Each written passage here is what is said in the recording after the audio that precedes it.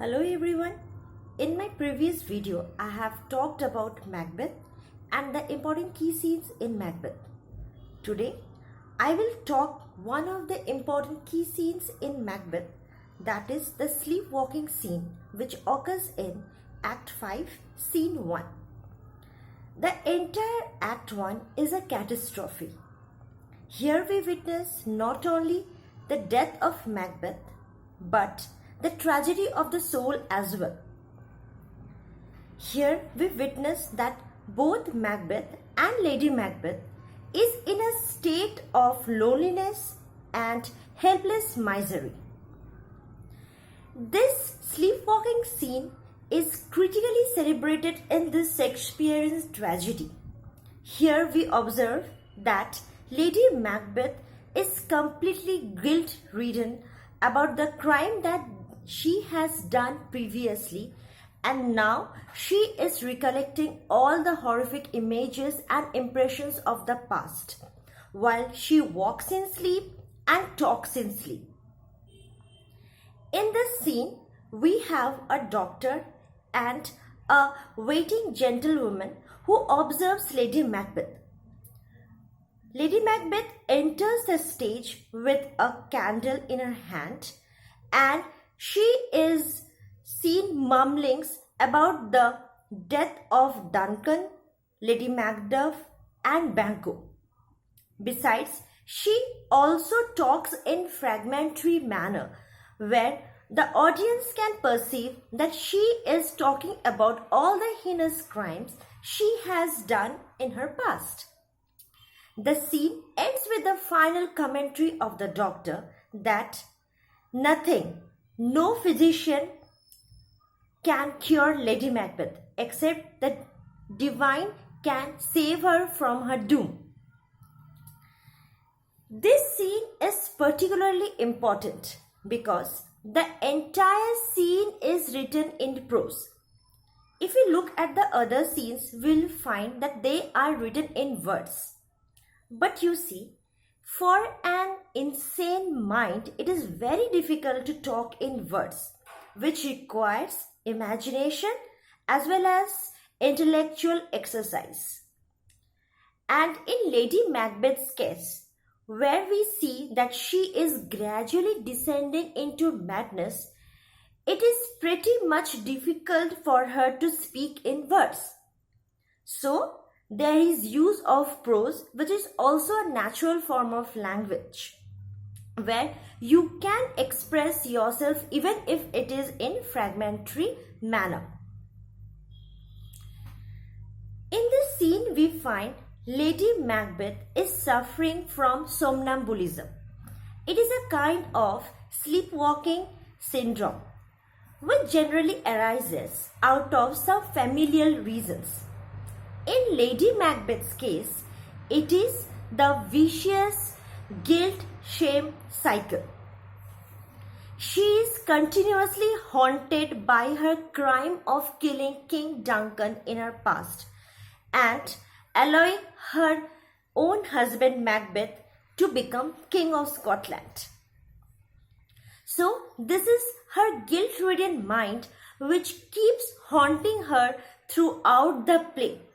And in this sleepwalking scene, we finally see that how Lady Macbeth has gradually moved from her sane status to her insane status. If you look at this scene, you will also see that the Lady Macbeth, which is portrayed in this scene, is completely different from the Lady Macbeth we have seen earlier. The earlier Lady Macbeth was resolute, relentless and strong-willed, who was more politically ambitious than her husband. It was she who has persuaded Macbeth to go forward and commit the crime of killing King Duncan so that he become king for himself. So, you can see that how once a strong-willed woman is now completely broken. The scene starts with a candle in her hand. Lady Macbeth enters the stage with a candle in her hand. You see, perhaps she is afraid of darkness, but it is also possible that she is afraid of the persecution. You see, lightness brings knowledge, and knowledge leads to the clearance of some phobia of unknown reasons. In case of Lady Macbeth, she seemed to be afraid of redemption. She seemed to be afraid of her persecution of the heinous crime she has done earlier. And the way she speaks and the way her language is incoherent leads the audience to perceive that it is indeed her heinous crime that is tormenting her right now. In the next, we find that this scene clearly reflects that it is very strange that Lady Macbeth, who was earlier portrayed, is clearly antithesis of the Lady Macbeth portrayed here. Here we find that once a strong-willed woman is now a tormented one. In Act 2, Scene 2, we find that it is Lady Macbeth who is actually taunting Macbeth that just go rid of this deed simply by washing her hands with the water, because she feels that a little water will definitely clear the blood of the hands. Further, again we have seen that in Act 1, Scene 5, she feels that Macbeth is too full of milk of kind-heartedness. And even if they go to commit the crime of regicide, a little water will clear us of this deed.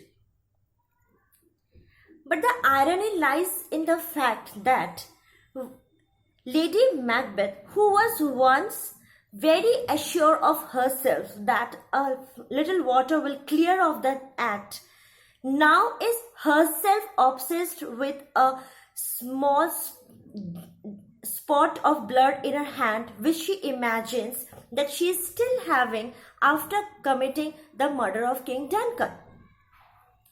And she continuously broods over the fact that who would have thought that the old man have had so much blood in him. In a way, she was totally unaware of the circumstances, totally unaware of the consequences that is about to follow. And she is tormented to such an extent that she feels even all the smell of Arabia cannot sweeten this little hand. And thus, this is a tragic fact that when you commit a crime, even though you try to rub yourself away from the crime keeps hunting you down till you sink your own ship of guilt. Another important part of this sleepwalking scene is the moment we see that Lady Macbeth is hearing a knock at the gate. When Lady Macbeth hears a knock at the gate, you can see that you can actually resemble this with the Potter's scene of Act 2, Scene 3, where the Potter imagines himself to be the keeper of Hellgate. In a way, you can say that Lady Macbeth perhaps feels that she is going to face the damnation of hell, and that knock might symbolize that it is her death bell that is resounding so that she can be damned in hell for all the crimes she has committed in the past. In a way, she seemed to surrender herself because she is clearly recollecting all the horrific images and impressions of the past that she has committed, and she feels that what is done cannot be undone.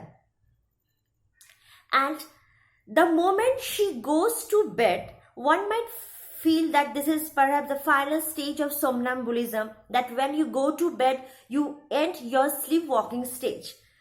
But if you take metaphorically, it seems that Lady Macbeth goes to bed so that she can face the death in order to redeem all the sins she has committed.